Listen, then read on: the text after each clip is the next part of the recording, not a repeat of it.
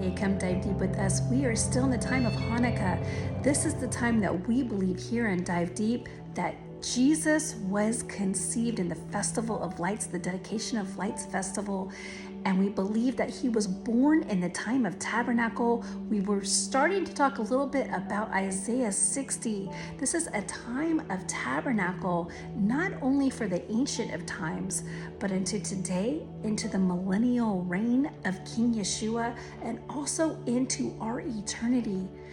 The Lord's feast times are very special to him, and that's why as Christians it's important for us to understand what these festivals are, what do they mean, and how has Yeshua Jesus covered them or fulfilled them, because the Lord fulfills everything.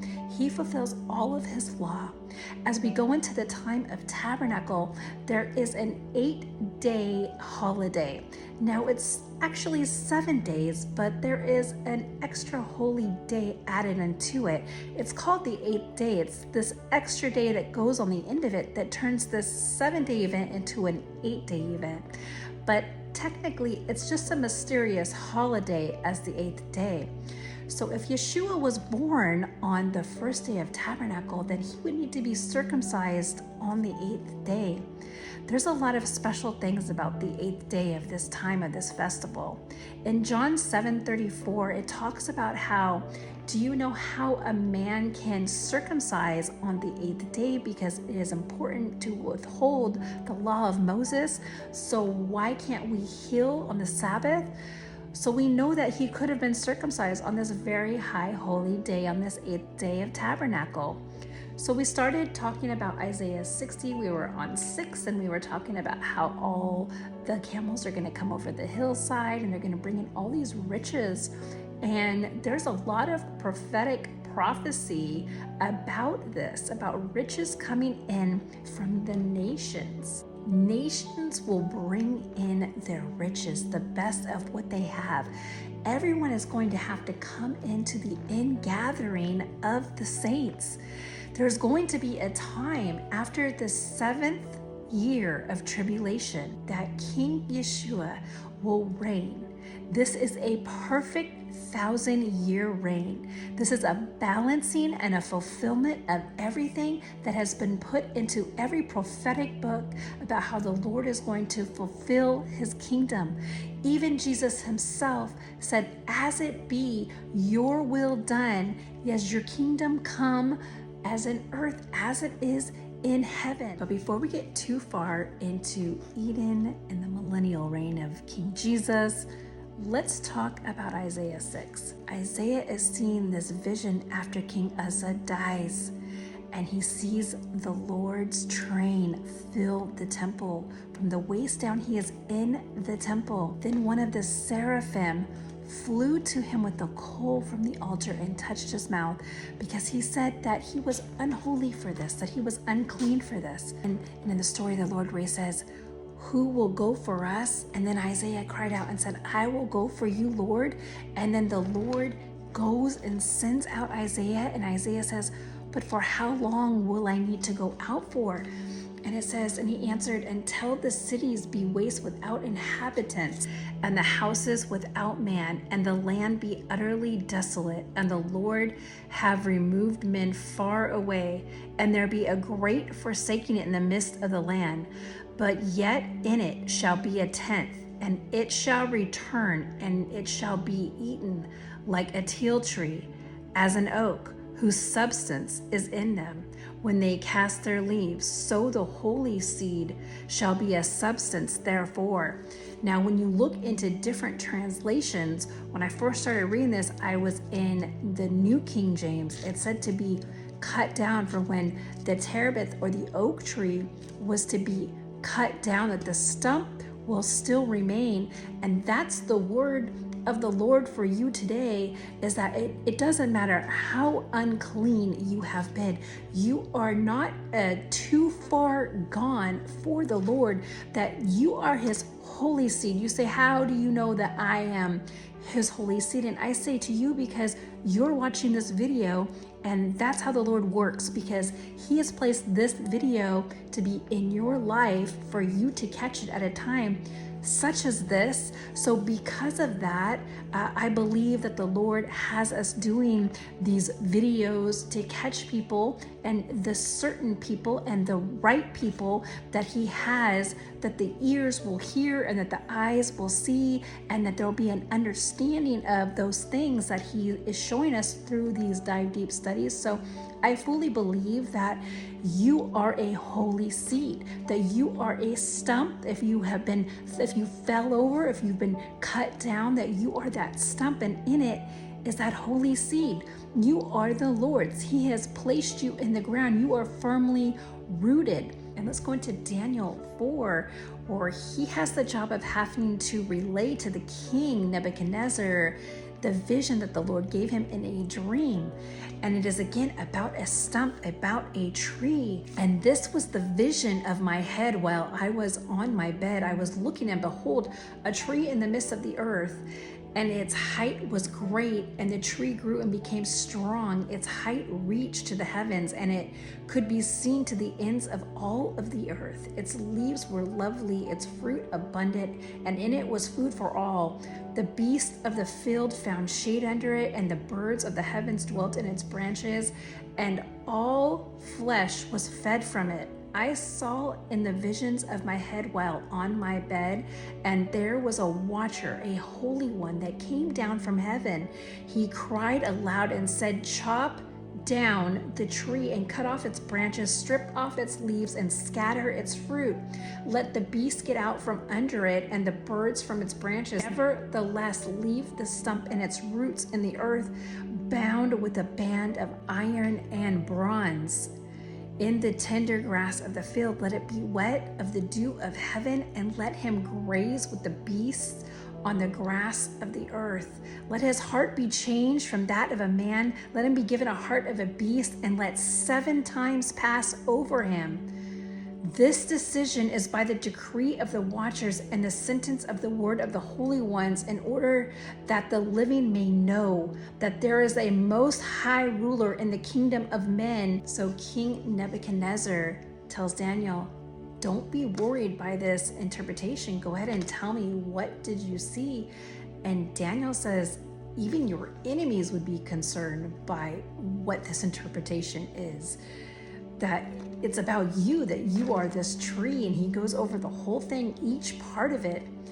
And later you see that King Nebuchadnezzar has a time of pride, where he begins to talk about how he has made Babylon great.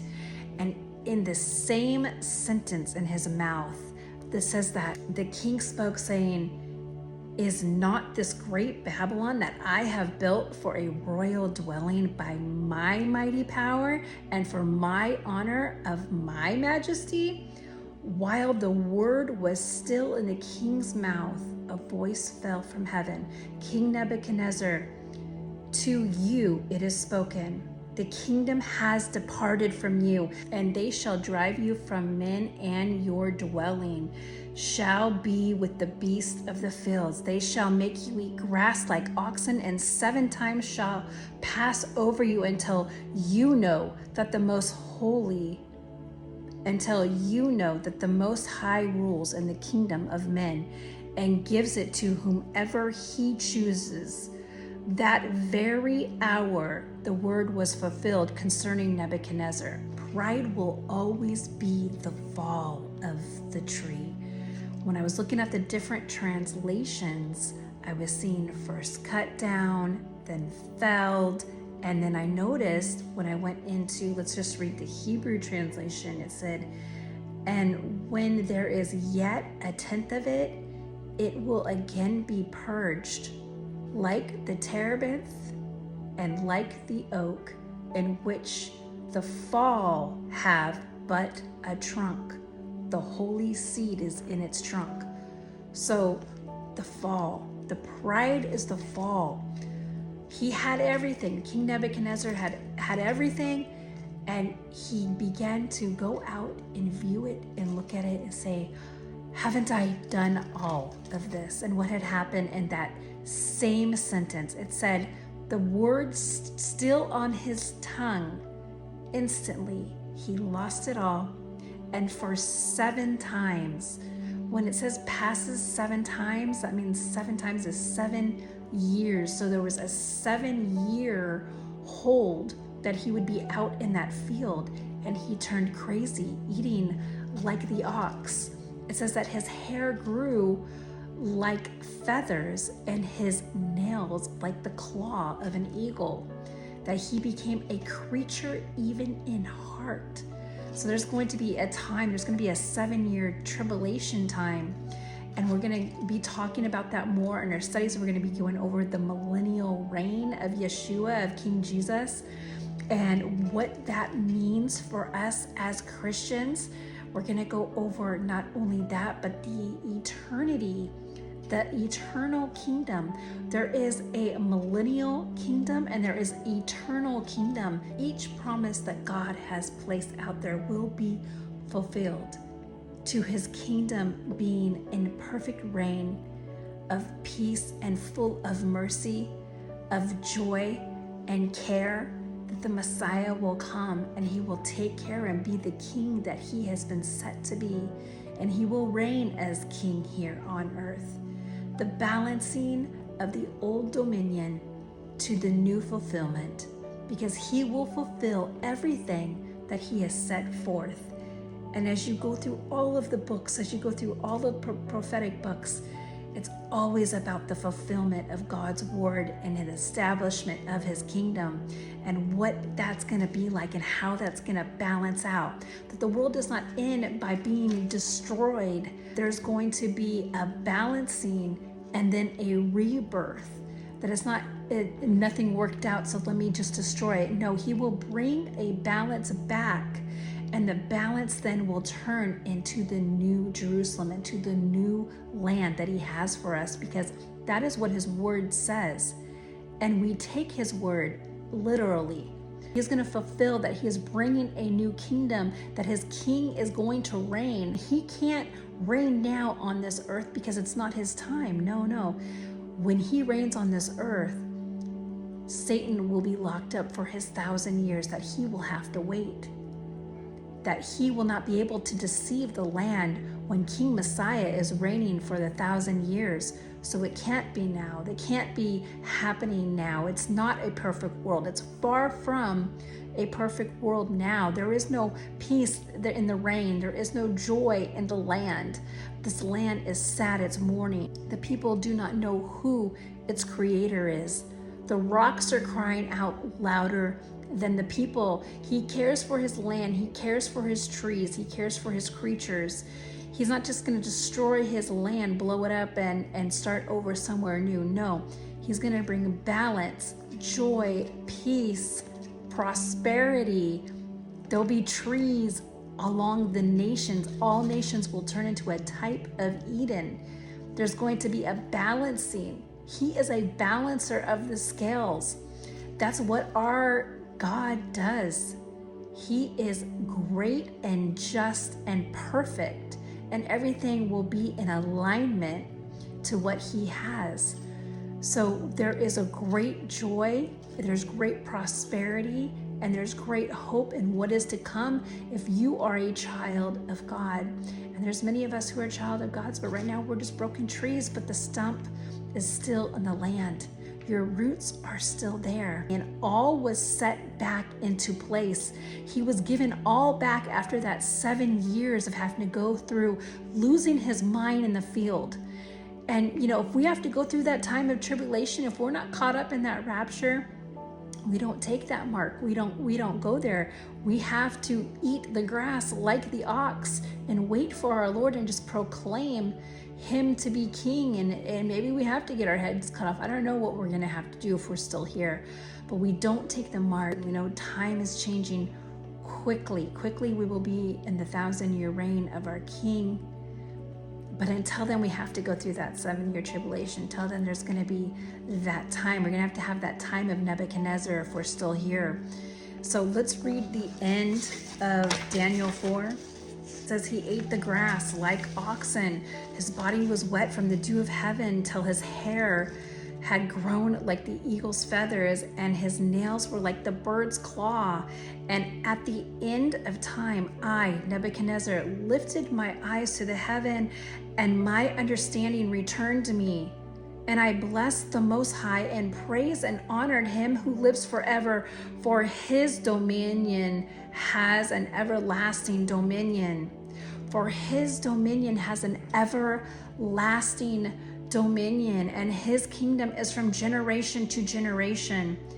At the same time, my reason returned to me, and for the glory of my kingdom, my honor and my splendor returned to me. My counselors and my nobles resorted to me, and I was restored to my kingdom, and excellent majesty was added to me. Now I, Nebuchadnezzar, praised and exalted and honored the King of heaven, all whose works are truth and his ways are just, and who walks in pride he is able to put down. And those who walk in pride he is able to put down. We do not want to be those trees that are cut down. Pride brings the fall, but your roots can still be there. Your roots can still be there because Jesus, Yeshua, gave his life for you. You are his remnant now. Your roots are still bound in the field of the Lord. If you are still here on earth, you still have that chance. You are his holy seed. Go through the Bible. I dare you just to pick it up and flip some pages, and you're going to find a root. You're going to find a seed. You're going to find something about a tree, because the Lord is going to show you it is part of my promise to you. You will be a seed planted in the kingdom, that in my eternal heaven, that there is a tree and that you will eat from it, and there is plants, and that there's going to be that one tree that holds 12 different kinds of fruits. I mean, everything he talks about, it's fruit, it's trees, it's branches, it's seeds, it's his kingdom and how he plants, and he has planted each and every one of us in a particular way for a particular reason. But you are in the root of Jesus, because he has covered you, and you are the incense that's soaked on his robe. When that gown passes his father, he remembers, even when he starts getting upset with the nations, Jesus will walk the room and remind his father that I have them. And that is who our Yeshua is. But we're going to stop right there for today. Remember to dive deep into things of God, and we look forward to seeing you guys next time.